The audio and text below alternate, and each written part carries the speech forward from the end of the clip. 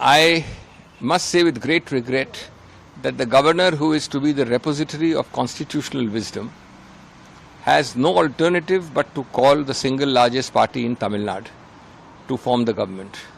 There is no question about it. In fact, in law, in precedent, in tradition, in constitutional culture, in constitutional flavor. It has happened umpteen times in the past. Also, no other formation has even staked a claim. The shortage is barely 7-8 seats.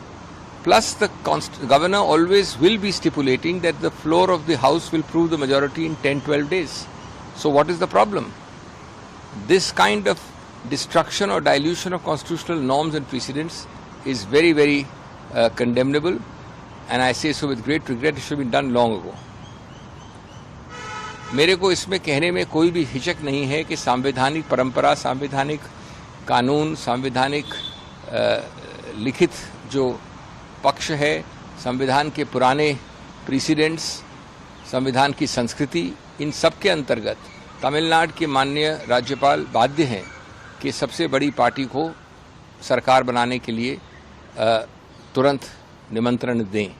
ये हम सब जानते हैं कि यही स्थापित संवैधानिक position है, और हम ये भी जानते हैं कि राज्यपाल जब ये करेंगे तो 10-12 दिन साथ साथ ऐड करेंगे कि उस समय सीमा में उनको अपनी बहुमत उनके विधायिका के फ्लोर में स्थापित करनी पड़ेगी। तो इसमें किसी और पार्टी ने भी ये दावा करने की प्रयत्न भी नहीं किया है कि हम सरकार बनाना चाहते हैं। तो मुझे समझ नहीं आता कि विलंब क्यों हो रहा है। इस प्रकार का संवैधानिक विकृतता होना या इस प्रकार की संवैधानिक विलंब होना हमारे संविधान, हमारे ट्रेडिशंस के बिल्कुल खिलाफ है, और मैं इसकी भर्त्सना करता हूँ।